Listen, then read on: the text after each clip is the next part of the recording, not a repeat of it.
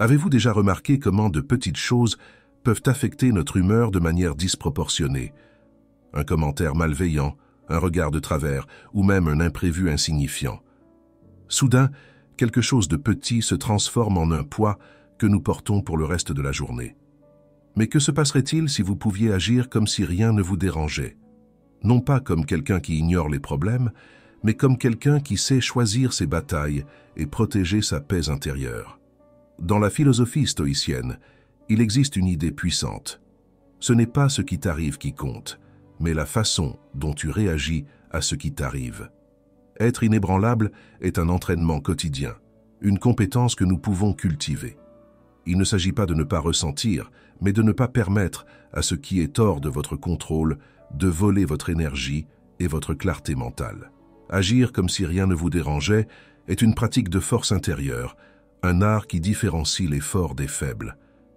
Imaginez comment serait votre vie si vous pouviez affronter n'importe quelle situation avec calme et sagesse. Les critiques deviendraient un murmure, les contrariétés de simples vents légers. C'est un changement de mentalité, un choix conscient de ne pas permettre à l'extérieur d'affecter votre sérénité. Ce n'est pas facile, mais ce n'est pas impossible non plus.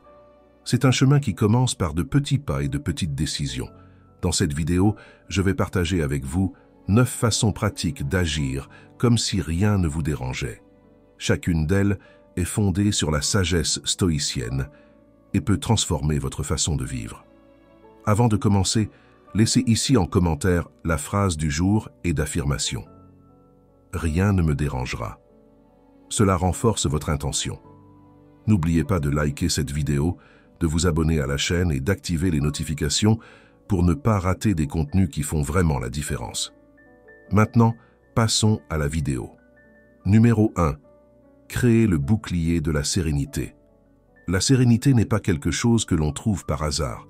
C'est quelque chose que l'on construit, brique après brique, comme un bouclier invisible qui nous protège contre les assauts du monde extérieur.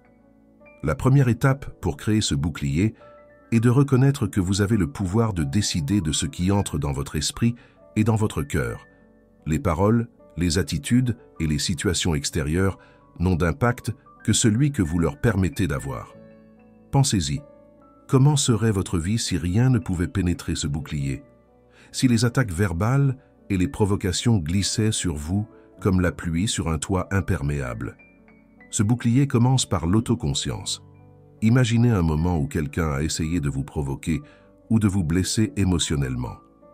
Comment avez-vous réagi? Avez-vous ressenti de la colère? Vous êtes-vous défendu? Ou avez-vous gardé cela en vous pendant des heures, voire des jours? Ces réactions sont normales, mais elles montrent aussi à quel point nous laissons les autres avoir du pouvoir sur nous. Créer le bouclier de la sérénité signifie ne donner ce pouvoir à personne. Cela signifie choisir délibérément que rien venant de l'extérieur ne puisse pénétrer votre paix intérieure.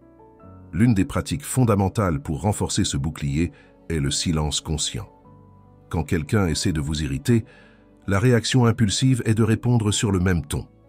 Mais le silence peut être votre meilleure réponse, non pas parce que vous vous rendez, mais parce que vous exercez votre maîtrise de soi. Le silence est un signe de force, pas de faiblesse. Il montre que vous êtes le maître de vos émotions et non leur esclave. Une autre façon de renforcer ce bouclier est de réévaluer les événements. Demandez-vous, est-ce que cela compte vraiment? Bien souvent, nous restons bloqués sur des problèmes qui, à l'échelle de la vie, sont insignifiants.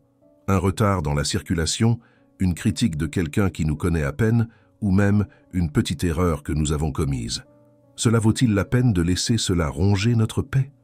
Lorsque vous vous demandez si quelque chose a vraiment de l'importance, vous voyez que la plupart des désagréments du quotidien ne méritent pas votre attention. Visualiser ce bouclier est également un outil puissant.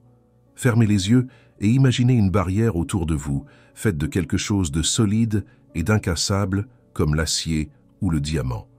Chaque fois que quelqu'un tente de vous atteindre par des mots ou des attitudes négatives, ces énergies se heurtent simplement à ce bouclier et se dissipent. Cet exercice mental peut sembler simple, mais avec le temps, il conditionne votre esprit à répondre aux adversités de manière plus sereine. Rappelez-vous que créer le bouclier de la sérénité ne signifie pas devenir insensible, Vous continuerez à éprouver des émotions et à ressentir les difficultés de la vie. Mais ce qui change, c'est l'impact que ces événements ont sur vous. Quand votre bouclier est solide, vous vous rendez compte que vous n'avez pas besoin de réagir à tout. Toutes les batailles ne méritent pas d'être livrées, et toutes les provocations ne méritent pas une réponse. Une autre pratique importante est de choisir soigneusement où vous posez votre attention. Notre esprit a une capacité de concentration limitée, et si vous gaspillez votre énergie sur des choses négatives, il vous en reste moins pour ce qui compte réellement. Concentrez-vous sur des pensées constructives, sur des personnes qui vous élèvent et sur des actions qui vous rapprochent de vos objectifs. Cette focalisation positive renforce encore votre bouclier car elle vous aide à ignorer ce qui ne mérite pas de place dans votre vie. Souvenez-vous que créer le bouclier de la sérénité est un processus continu comme l'entretien d'un jardin. Il faut l'arroser, enlever les mauvaises herbes et le protéger contre les nuisibles. Parfois, vous échouerez, vous réagirez impulsivement ou laisserez quelque chose vous affecter plus que nécessaire. C'est normal. L'important est de constater ces défaillances et de revenir sur le chemin en renforçant un peu plus le bouclier chaque jour. En pratiquant cela, vous verrez un changement significatif dans votre vie. Les situations qui auparavant vous mettaient hors de vous deviendront insignifiantes. Vous commencerez à vivre avec plus de calme, de concentration et de clarté. Le bouclier de la sérénité n'est pas seulement un outil pour faire face au monde extérieur, c'est un rappel constant que la force vient de l'intérieur. Et lorsque vous maîtrisez cela, vous devenez vraiment inébranlable. Numéro 2. Devenez imperturbable. Imaginez un rocher solide au milieu d'une tempête. Le vent souffle, la pluie frappe avec force, mais il reste immobile.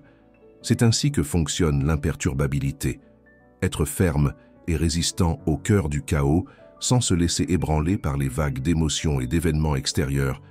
Cela ne signifie pas que vous ne ressentez rien, mais que vous apprenez à ne pas vous perdre dans la tourmente.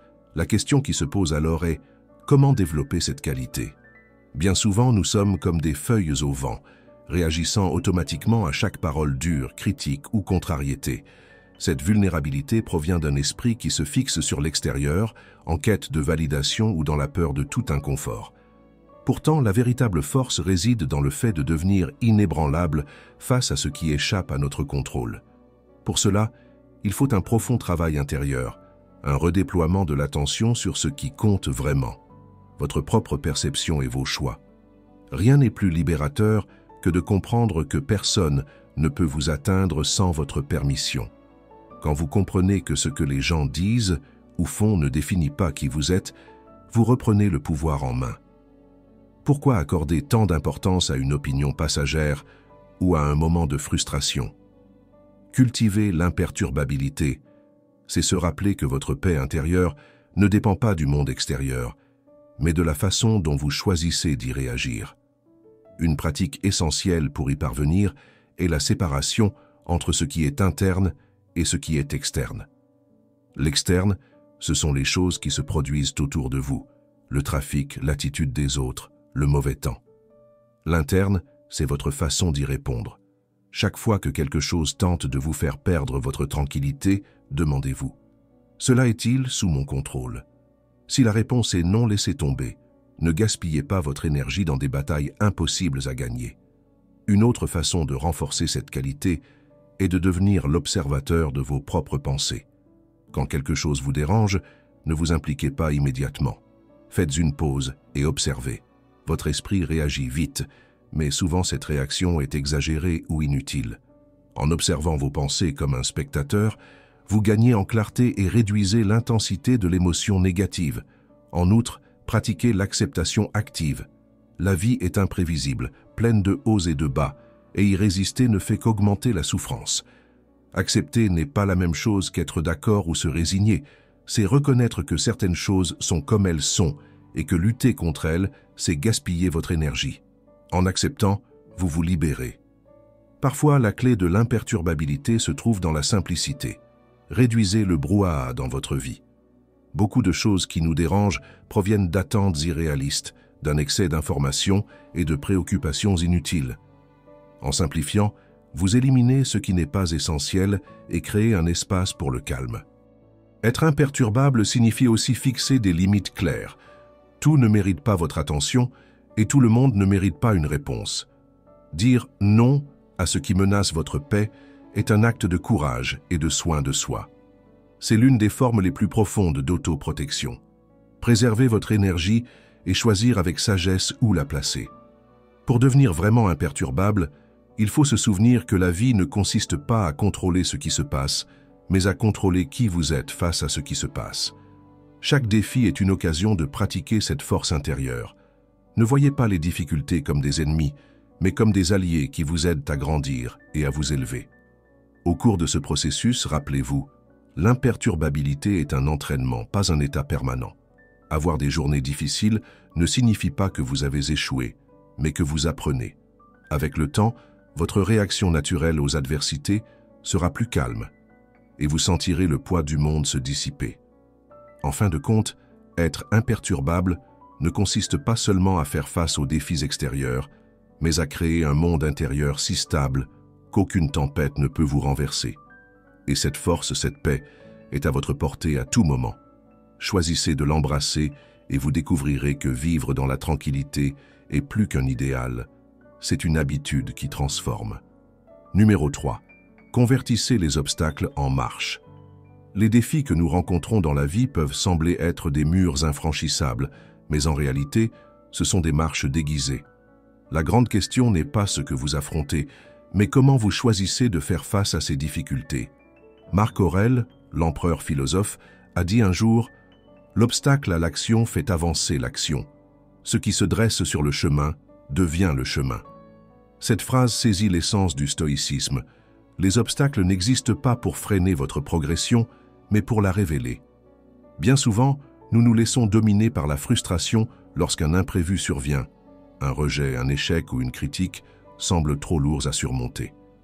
Cependant, si vous changez de perspective, vous verrez que ces expériences sont des outils précieux pour votre croissance. Elles vous enseignent la résilience, l'humilité et la force. Chaque difficulté porte en elle la graine d'une leçon qui, si elle est cultivée, peut transformer votre vision de la vie. Au lieu de résister aux adversités, essayez de les comprendre. Demandez-vous « Que puis-je apprendre de cela ? Comment puis-je utiliser cela pour devenir une meilleure version de moi-même » Cette mentalité d'apprentissage transforme ce qui semblait être un poids en un tremplin vers quelque chose de plus grand. Il ne s'agit pas d'ignorer la douleur ou de faire semblant que tout va bien, mais d'accepter ce qui s'est passé et de s'en servir comme d'une occasion d'avancer. Les plus grands obstacles sont souvent ceux qui nous forcent à quitter notre zone de confort. Lorsque vous faites face à l'inconnu ou à ce qui semble impossible, vous vous mettez au défi de grandir. Imaginez un escalier escarpé. Chaque marche présente une difficulté, mais plus vous montez, plus votre vue s'élargit. Les difficultés ne vous rabaissent pas, elles vous invitent à atteindre un palier plus élevé. Pour convertir les obstacles en marche, pratiquez l'art de réinterpréter les situations. Ne voyez pas les problèmes comme des punitions ou de la malchance, voyez-les plutôt comme un test. Chaque défi est l'occasion de vous prouver à vous-même que vous êtes plus fort que vous ne l'imaginiez. C'est comme forger une épée dans le feu. La chaleur et les coups la rendent plus résistante. Ainsi, votre âme se fortifie sous l'effet des difficultés. Il est également important de se rappeler que les adversités peuvent révéler des compétences et des forces dont vous ignoriez l'existence. Combien de fois avez-vous été contraint de trouver une solution créative ou de vous surpasser en période de crise? Ces moments-là révèlent ce dont vous êtes vraiment capable. Ce qui paraît impossible aujourd'hui ne sera qu'une histoire de réussite supplémentaire demain. Les stoïciens nous enseignent à accueillir les adversités avec gratitude. Cela semble paradoxal, mais lorsque vous remerciez pour les défis, vous changez complètement votre relation avec eux. Au lieu de vous sentir victime, vous devenez le protagoniste de votre parcours. Après tout, comment pourriez-vous devenir plus sage, plus fort ou plus résilient si vous n'étiez jamais mis à l'épreuve?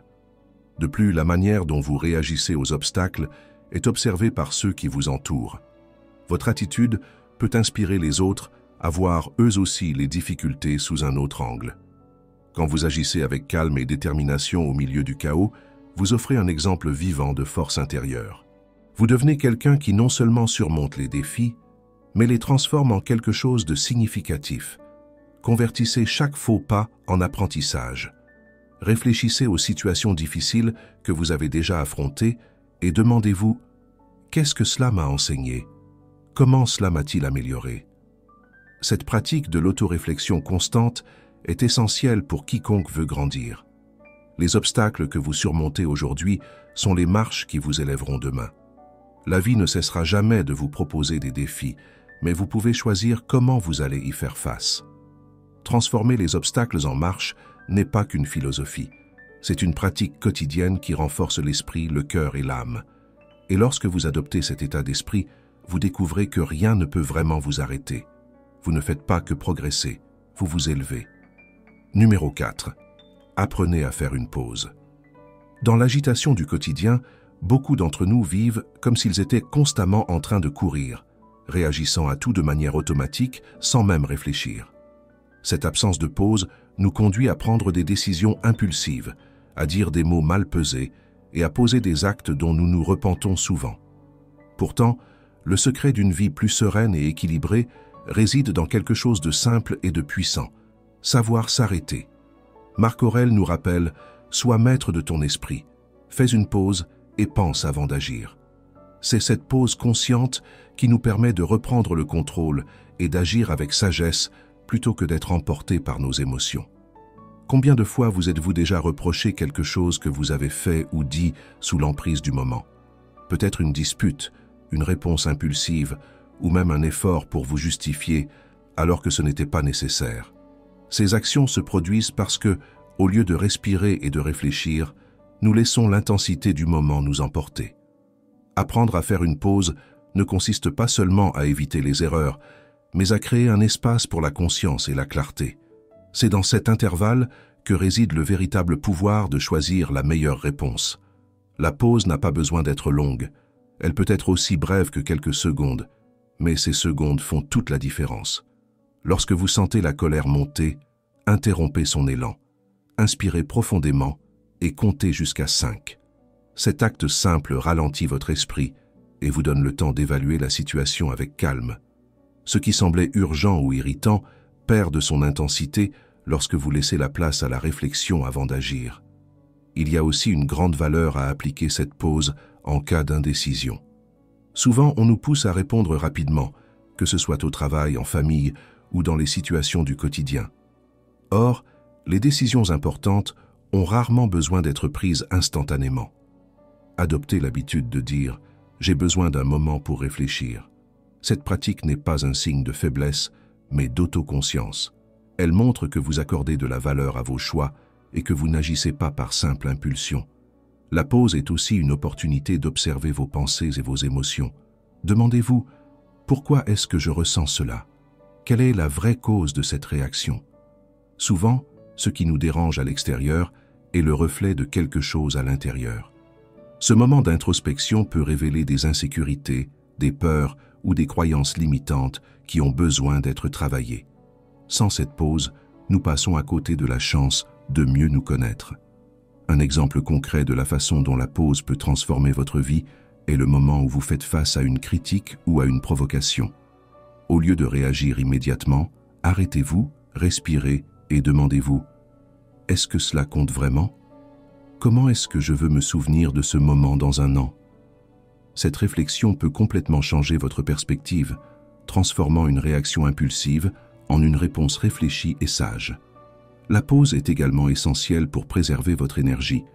Lorsque vous enchaînez les tâches sans jamais vous arrêter, vous finissez par vous épuiser physiquement et mentalement. Prenez de petites pauses tout au long de la journée, même si ce n'est que quelques minutes. Levez-vous, étirez-vous, respirez profondément. Ces moments de repos régénèrent votre esprit et vous aident à aborder le reste de la journée avec plus de concentration et de vitalité. Dans la philosophie stoïcienne, la pause est considérée comme un moment d'alignement avec la raison. Épictète disait « D'abord, dis-toi à toi-même ce que tu veux être.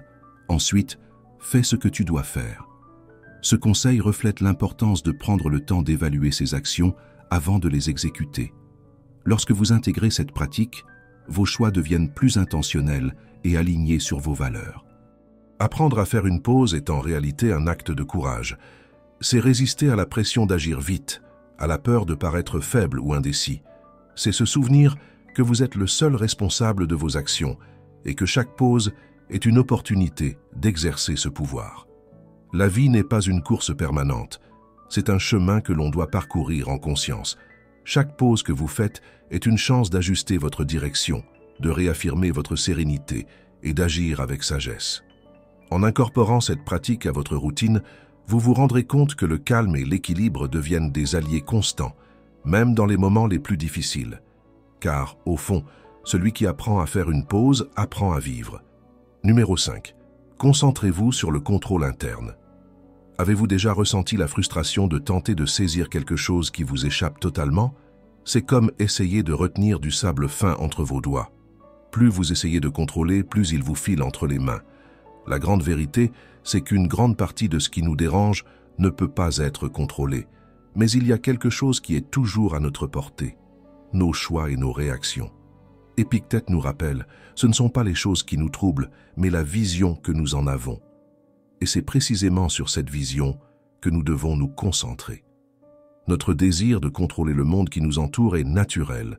Nous voulons que les gens agissent selon nos attentes, que les situations se déroulent comme prévu, que la météo collabore avec nos projets.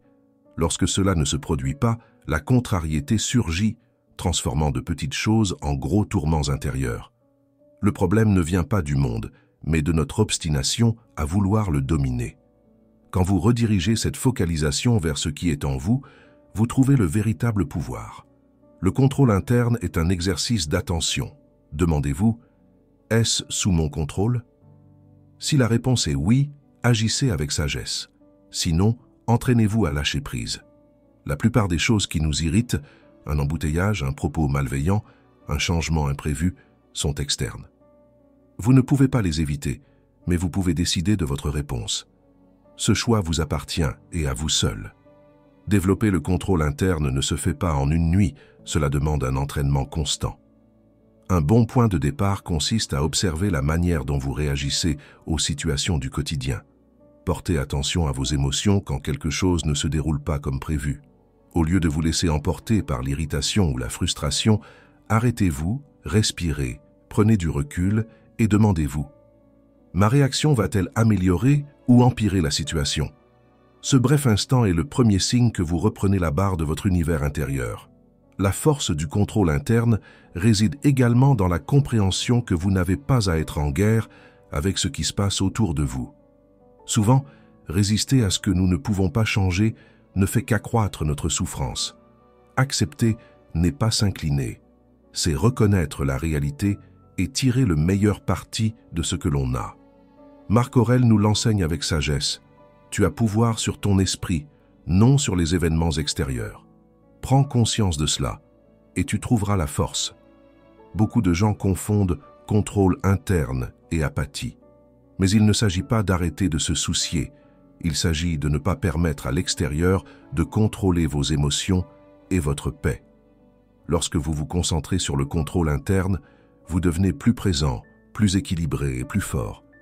L'agacement qui auparavant consumait votre énergie commence à perdre de son pouvoir. Toutes ces petites choses qui vous dérangeaient deviennent insignifiantes face à votre clarté intérieure. Cultivez des pensées constructives.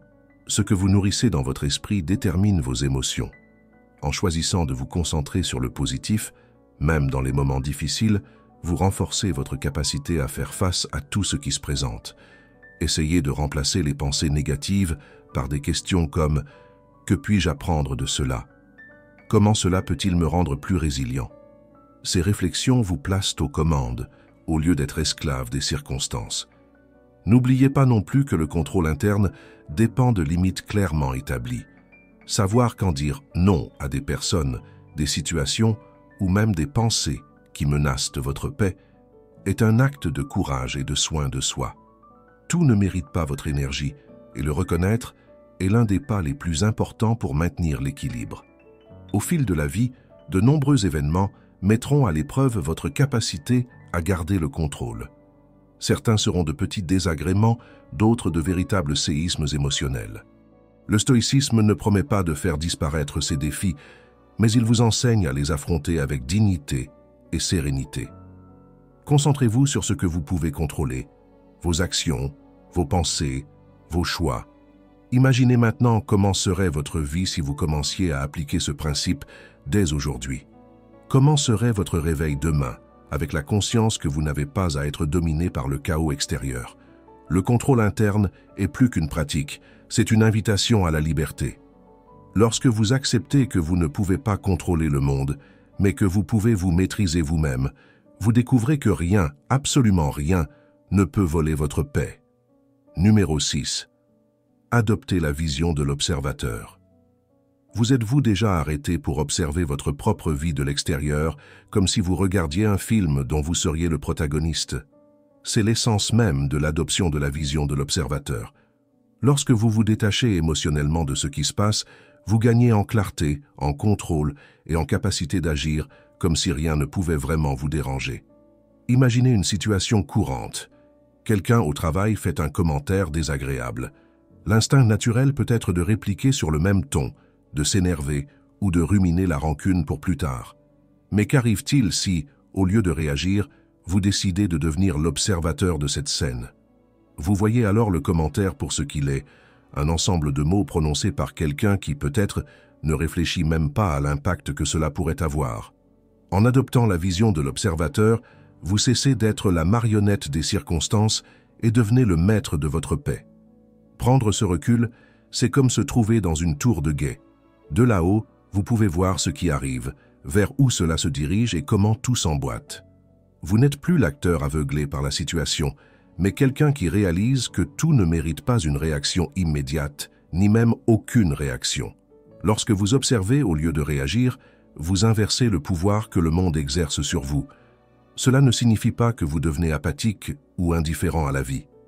Au contraire, la vision de l'observateur vous permet d'être plus présent, mais de manière équilibrée.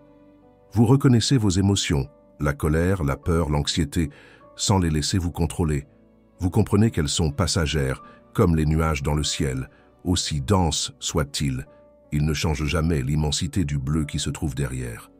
Les stoïciens insistaient beaucoup sur l'importance de ne pas se laisser emporter par des passions incontrôlées. Marc Aurèle, par exemple, nous enseignait à voir les choses comme elles sont, sans les ornements de l'émotion. Lorsque vous pratiquez la vision de l'observateur, vous mettez précisément ce précepte en œuvre. C'est comme si vous vous disiez « Cela se produit, mais cela n'a pas à me dominer. Je choisis comment je vais réagir, ou même si je vais réagir. » Et voici ce qui est magique. Souvent, la simple décision de ne pas réagir retire tout pouvoir à la situation. Le commentaire désobligeant, le regard de travers, la journée chaotique dans les embouteillages, rien de tout cela ne peut vraiment vous atteindre lorsque vous adoptez la vision de l'observateur. Parce qu'en fin de compte, vous savez que ce ne sont que de petites vagues à la surface de l'océan qu'est votre vie. Pratiquer la vision de l'observateur demande un certain entraînement mental, mais c'est tout à fait faisable. Commencez modestement. Quand quelque chose vous énerve ou vous gêne, respirez profondément et posez-vous la question « Si je voyais cette situation se produire chez quelqu'un d'autre, comment l'interpréterais-je » Bien souvent, quand nous prenons du recul, nous nous rendons compte à quel point ce qui nous consomme est insignifiant. C'est à ce moment-là que vous commencez à percevoir la force du stoïcisme en action. En outre, la vision de l'observateur nous rappelle quelque chose d'essentiel. Le monde ne tourne pas autour de nous. Souvent, les gens ne font pas ce qu'ils font à cause de nous, mais à cause d'eux-mêmes. Quand quelqu'un vous traite mal ou vous ignore, la plupart du temps, cela en dit bien plus sur ses propres batailles intérieures que sur vous.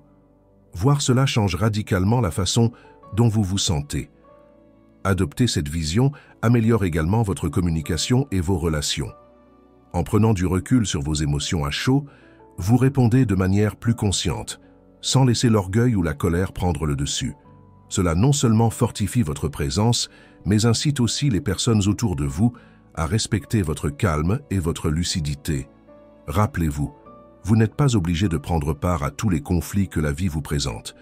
La vision de l'observateur est votre outil pour vivre dans la tranquillité, sans permettre aux tempêtes extérieures d'atteindre votre monde intérieur.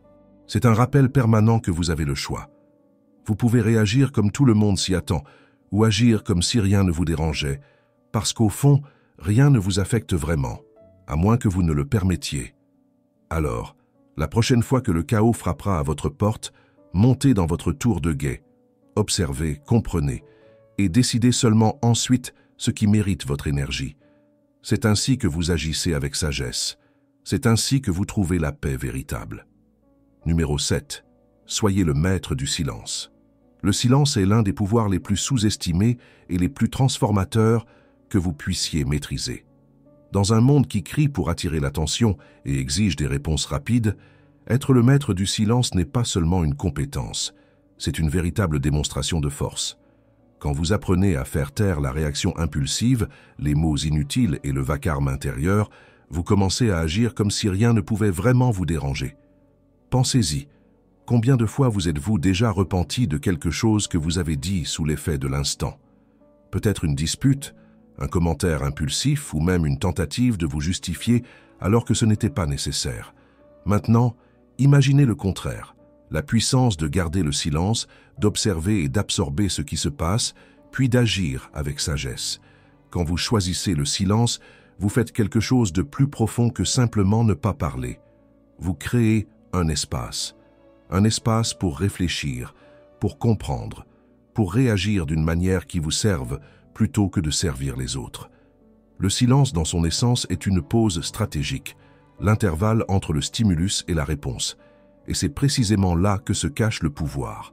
Les stoïciens accordaient une grande importance à la maîtrise de la parole. Épictète disait « Ne te hâte pas de parler, mais hâte-toi plutôt d'écouter ». En choisissant d'écouter davantage et de parler moins, vous devenez quelqu'un qu'il est plus difficile d'ébranler. Pendant que les autres gaspillent leur énergie à réagir, vous accumulez de la force, de la clarté et de la concentration. Être le maître du silence ne signifie pas que vous ne devez jamais parler ou vous exprimer. Cela signifie que vous choisissez vos mots avec sagesse et que vous comprenez que tout ne nécessite pas une réponse. Bien souvent, le silence est la réponse la plus puissante que vous puissiez donner. Lorsque quelqu'un tente de vous provoquer ou de vous impliquer dans un conflit inutile, le silence peut être ce qui désamorce complètement la situation. Vous n'alimentez pas le feu, vous l'éteignez. Mais le silence n'est pas seulement externe. Il existe aussi un silence intérieur, encore plus important. C'est le silence de l'esprit. Combien de fois nos pensées nous sabotent-elles? Nous ruminons des conversations passées, nous imaginons des scénarios futurs qui n'arriveront peut-être jamais, ou nous nourrissons des insécurités qui n'existent que dans notre tête.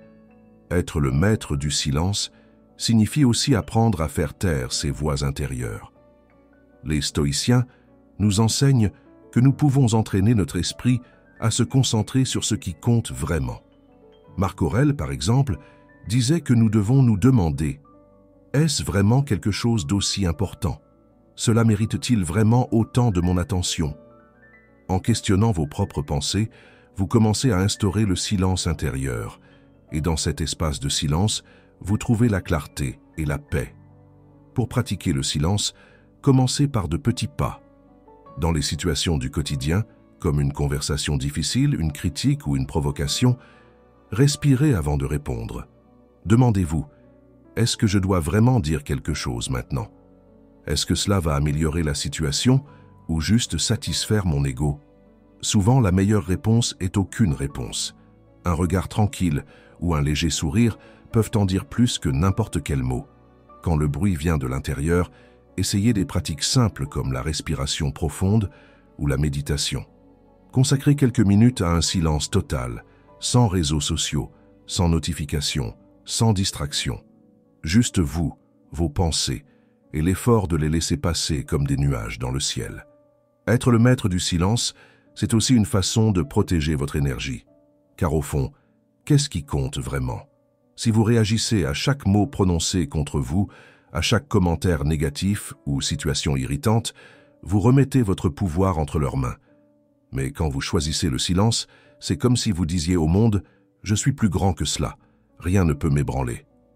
Avec le temps, vous réaliserez que le silence est une force qui transforme non seulement votre façon de réagir aux situations, mais aussi la manière dont les gens autour de vous vous perçoivent. Un maître du silence est quelqu'un qui dégage de la confiance, qui n'a pas besoin de se justifier ou de prouver quoi que ce soit à personne. Ce type de présence est magnétique, puissant. Alors, entraînez-vous au silence, dans vos mots, dans vos pensées, dans votre façon de réagir au monde. Rappelez-vous que vous n'avez pas besoin de participer à tous les conflits qui croisent votre chemin.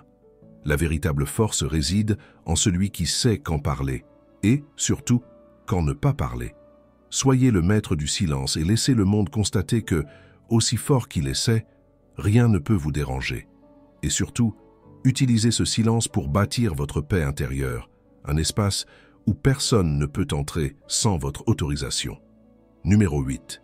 Réduisez la valeur des offenses. Quelle est la véritable portée d'une offense? Cette question peut sembler simple, mais elle recèle un enseignement puissant. Souvent, ce n'est pas l'offense en elle-même qui nous blesse, mais l'importance que nous lui accordons. Lorsque vous choisissez de diminuer ce poids, il se produit quelque chose de magique. Les paroles, actions ou gestes des autres perdent tout pouvoir de vous atteindre. Agir comme si rien ne vous dérangeait commence ici, dans votre capacité à redéfinir l'importance des choses. Les mots peuvent sembler énormes sur le moment où ils sont prononcés, mais en y réfléchissant à tête reposée, ils ne sont rien de plus qu'une suite de sons. Une critique, un commentaire malveillant ou même une provocation ne revêtent l'effet qu'on leur prête que si vous leur accordez ce pouvoir. Si vous leur attribuez peu ou pas de valeur, ils ne parviendront tout simplement pas à fissurer votre état d'équilibre. Il ne s'agit pas d'ignorer ce qui se passe autour de vous, mais de comprendre que l'impact émotionnel de n'importe quoi dépend du pouvoir que vous choisissez de lui donner. La vérité, c'est que chacun voit le monde avec ses propres lunettes. Ce que quelqu'un dit à votre sujet en dit bien plus sur qui cette personne est que sur qui vous êtes vraiment. Lorsque vous intégrez cela, il devient plus facile de laisser derrière vous toute offense. Vous cessez de porter le poids de mots qui ne vous appartiennent pas. C'est une décision consciente, un acte de force et non de faiblesse. Peut-être que l'aspect le plus libérateur du fait de réduire la valeur des offenses est de comprendre à quel point elles sont éphémères. Ce qui semble immense aujourd'hui sera insignifiant demain. Rappelez-vous des fois où vous vous êtes inquiété pour quelque chose qui, au final, n'avait aucune importance. Quand vous réduisez l'importance d'un événement au moment où il survient, vous faites déjà preuve de sagesse et montrez que rien ne peut vous ébranler. Voir l'intention qui se cache derrière les mots peut être révélateur. Souvent, une offense naît de la frustration, de l'insécurité ou même de la souffrance de celui qui l'émet. Quand vous le comprenez, vous pouvez même éprouver de la compassion plutôt que de la colère. Cela ne signifie pas accepter ou valider des comportements offensants, mais choisir de ne pas les laisser vous atteindre. La pratique de la réduction de la valeur des offenses est un exercice permanent. Ce n'est pas automatique, mais cela s'améliore avec le temps. Commencez par vous demander « Pourquoi est-ce que j'accorde tant d'importance à cela ?» Souvent, la réponse prouvera que le problème n'est pas si grand qu'il n'y paraît. Répéter ce questionnement crée une habitude mentale puissante, celle de ne pas absorber ce qui ne vous appartient pas. Il est important de se rappeler que votre valeur ne dépend pas de l'opinion des autres. Vous êtes bien plus grand que n'importe quelle critique, jugement ou provocation. Votre paix intérieure est votre bien le plus précieux et elle ne peut être ébranlée que si vous le permettez. Réduire la valeur des offenses, ce n'est pas faire l'autruche, c'est choisir consciemment ce qui mérite votre énergie.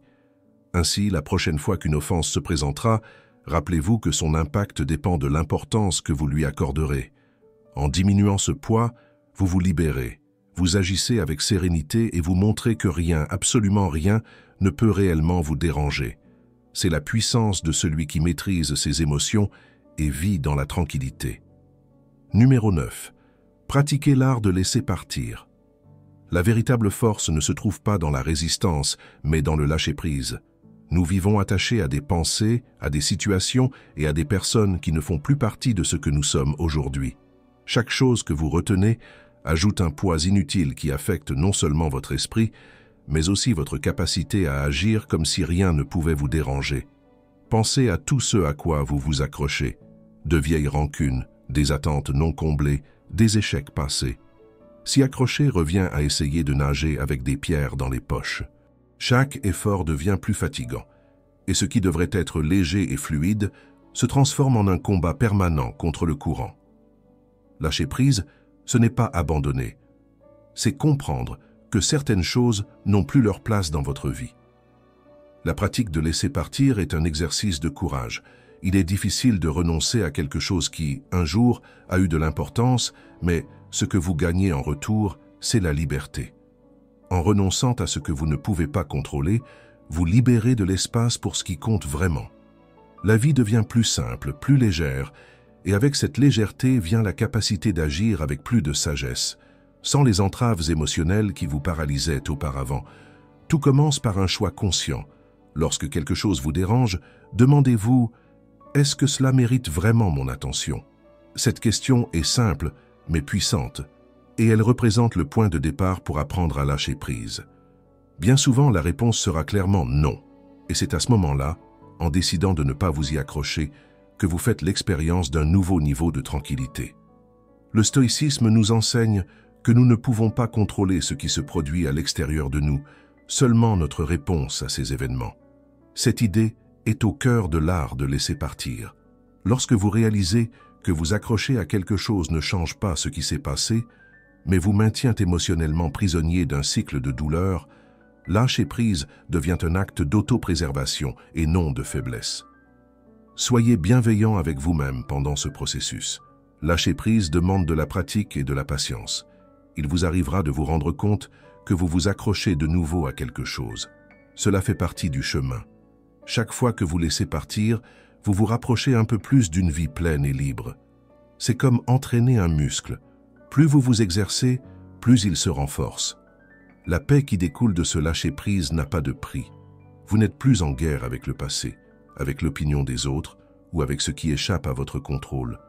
Au lieu de cela, vous agissez avec sérénité, comme quelqu'un qui a compris que la vie est mouvement et que retenir ce qui devrait déjà être parti ne fait qu'apporter une souffrance inutile. Au final, laisser partir est un cadeau que vous vous faites à vous-même. Ce n'est pas à propos des autres, ni de ce qui s'est produit, mais du choix de la légèreté plutôt que de la charge. Pratiquer cet art transforme votre manière de voir le monde. Tout ce qui semblait autrefois un obstacle infranchissable devient quelque chose que vous pouvez simplement libérer. La plus grande leçon est que, en laissant partir, vous découvrez que ce qui compte n'est pas ce qui vous arrive, mais la façon dont vous décidez d'aller de l'avant. Et en maîtrisant l'art de laisser partir, vous marchez dans la vie avec la confiance de celui qui sait que rien ne peut le retenir ou le déranger, à moins qu'il ne le permette. Vivre comme si rien ne vous dérangeait est un choix quotidien. Cela ne signifie pas fuir les problèmes, mais les affronter avec calme, sagesse et maîtrise de soi. Commencez dès aujourd'hui à mettre en pratique ces enseignements et voyez comment votre vie peut se transformer. Nous sommes arrivés à la fin de la vidéo et maintenant, il est temps de mettre tout cela en pratique. Rappelez-vous, ce qui importe, ce n'est pas ce qui se produit, mais la personne que vous décidez d'être face à ce qui se produit. Si vous êtes resté jusqu'ici, je veux le savoir. Laissez dans les commentaires « Je suis resté jusqu'à la fin ». Cela renforce votre engagement et inspire d'autres personnes. Si cette vidéo a eu du sens pour vous, likez-la dès maintenant. Cela aide beaucoup la chaîne à grandir et à atteindre plus de monde. Abonnez-vous et activez les notifications pour recevoir du contenu qui transforme vraiment des vies. Merci d'avoir été là et on se retrouve dans la prochaine vidéo.